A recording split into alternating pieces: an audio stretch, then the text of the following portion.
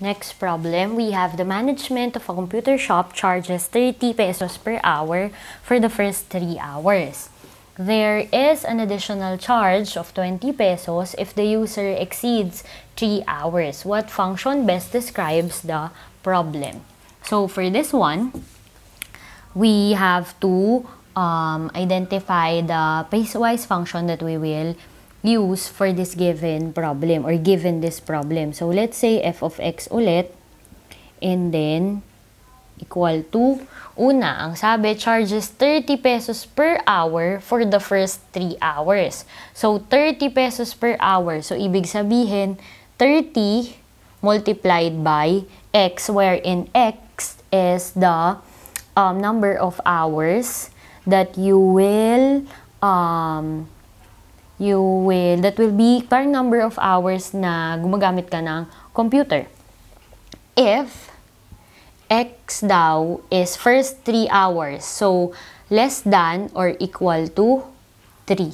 So, basta, ito yung magiging charge 30 times x if gumamit ka ng computer for the first 3 hours. So, 3 pababa na number of hours. Then, ang sabi, there is an additional charge of 20 pesos if the user exceeds 3 hours. So, additional charge, so meron ka ng 30 pesos plus 20 if nag-exceed ka ng 3 hours. So, ibig sabihin ng exceed, lumampas. So, pag lumampas, the inequality symbol for that is greater than exceeds 3 hours. Or we can say that 30 plus 20 is 50 pesos if x exceeds 3 hours or the number of hours that you are using the computer exceeds 3 hours. So this is the piecewise function that represents the given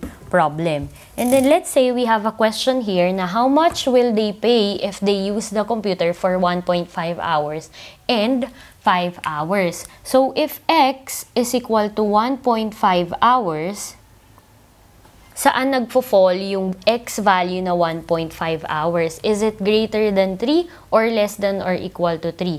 Of course, that's less than 3 kasi 1.5 nga lang eh.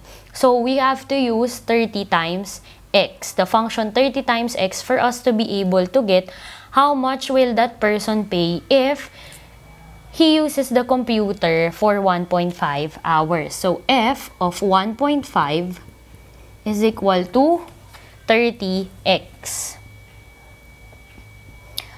And substituting the value of x as 1.5, we'll have 30 times 1.5. And 30 times 1.5 is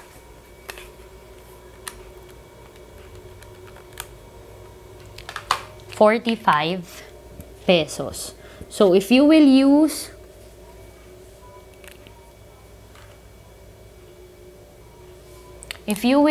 the computer for 1.5 hours, the charge is 45 pesos.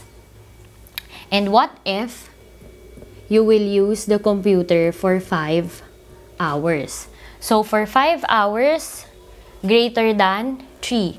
So the function that you'll use is f of x is equal to 50 or f of 5 is equal to 50. So, no need to compute matic the value of you will pay 50 pesos if you will use the computer for 5 hours.